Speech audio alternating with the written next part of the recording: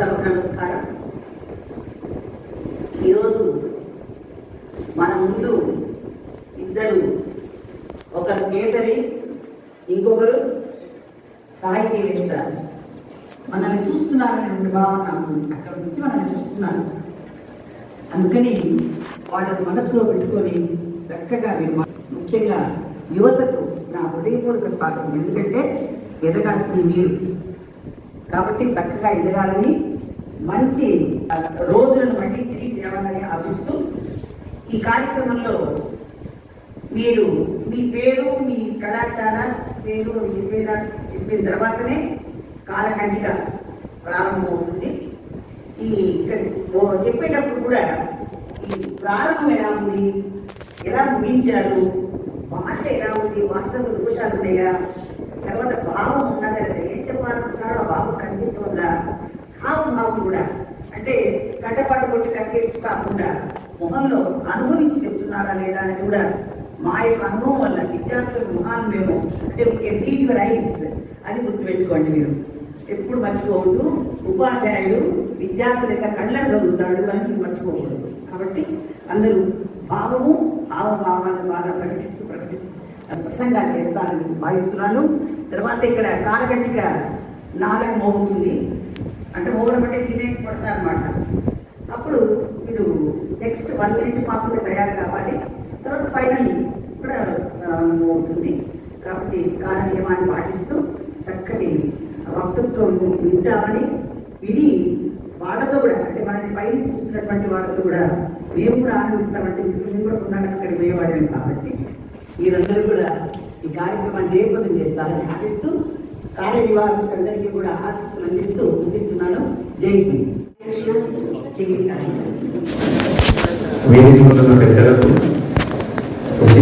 ఉపాధ్యాయులందరికీ, నా తోటి సంవత్సర విద్యార్థులందరికీ నమస్కారం, శుభోదయం. నా పేరు శ్రీకృష్ణవర్ధన్.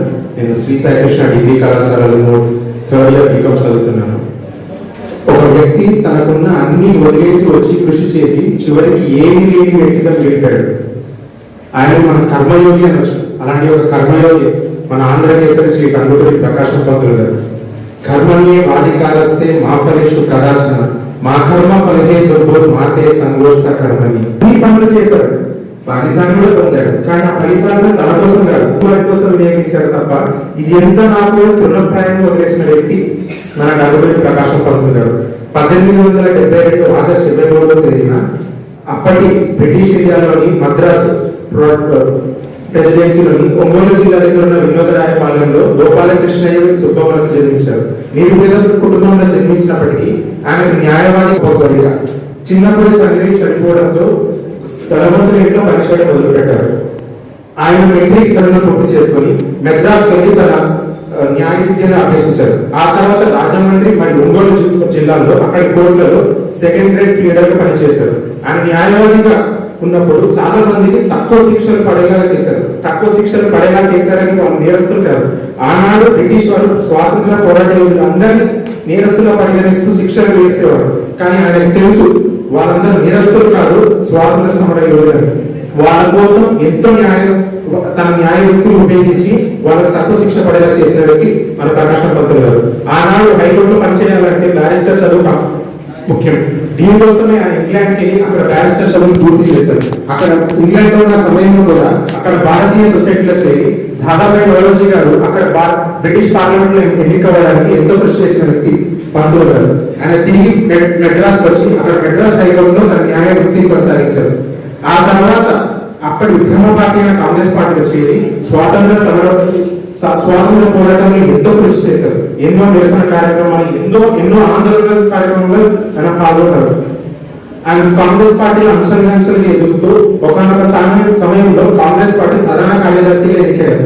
ఆ తర్వాత జరిగిన ప్రాంతీయ ఎన్నికల్లో మద్రాస్ ప్రెసిడెన్సీ ఎన్నికల్లో ఆయన రాజాజీ ప్రభుత్వంలో రెవెన్యూ మంత్రిగా పనిచేశారు. ఆనాడు జమీందారీ వ్యవస్థకు వ్యతిరేకంగా అప్పుడు రైతులకు వ్యవసాయంలో జరుగుతున్న అవకతవకల గురించి ఎంతో అధ్యయనం చేసి వాళ్ళకున్న సమస్యలను పరిష్కరించారు.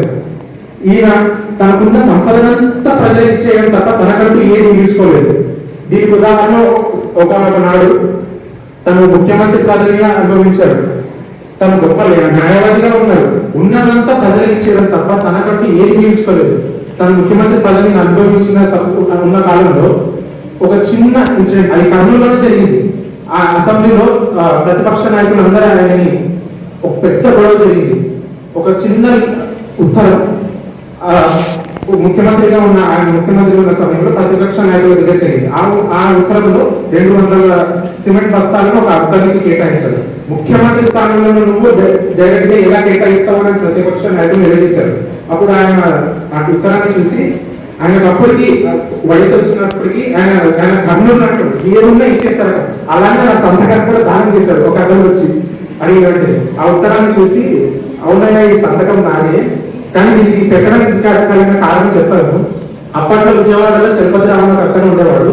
ఆయన నాలాగే అప్పుడు బ్రిటిష్ వాళ్ళు మన స్వాతంత్ర పోరాట యోధులందరినీ తీసుకెళ్లి జైల్లో వేస్తుంటే తనకున్న సంపాదన అంతా కూడా ఆ జైల్లో వేసిన వాళ్ళ కుటుంబానికి ఇచ్చేవాడు.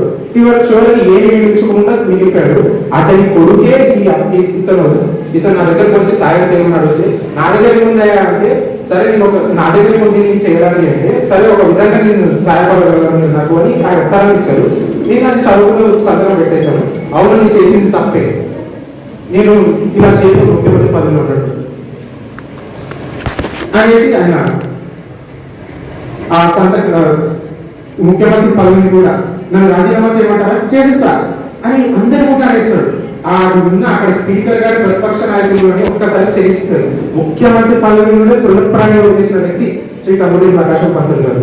ఆయన జీవిత స్ఫూర్తిదాయకం అని 2 పదాలతో కంక్లూడ్ చేయలేము. మనం ఎవరికి ఇస్తారు? ఉన్న సంపాదనతో ప్రజలకు ఇచ్చేసి ఒక సాధారణ జీవితం ఎవరు బతుకుతారు? ప్రతిష్టమైన అత్యంత గొప్ప స్థానమైన ముఖ్యమంత్రి పదవిని వదిలేసి సాధారణ వ్యక్తిగా ఎవరు బతకాలనుకుంటారు? ఎవరు బతకలేరు. అలాంటి జీవితం ప్రకాశం పంతులు గారు.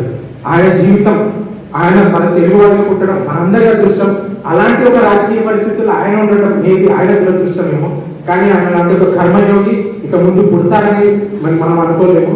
ఒకవేళ ఆయన కనుక ఇప్పుడు ఉంటే మన రాజకీయ పరిస్థితి వేరేలా ఉండేది. ఆయన ఒకసారి అన్నారు, ఏమంటే మీకున్న వాటిని ప్రజలకు చేస్తున్నారు, మీ గురించి ఆలోచించుకోరా అంటే, నేను ప్రజల గురించి ఆలోచిస్తే నా గురించి అనడానికి ప్రజలందరూ ఉన్నారు అని ఆయన తన అనుసరికి సమస్య చెప్పారు. ఈ విధంగా ఆయన జీవితం మనందరికి ఒక ఆదర్శం. ఆయనలా బతకడానికి కూడా ఒక స్ఫూర్తిదాయకం. ధన్యవాదాలు. Thank you.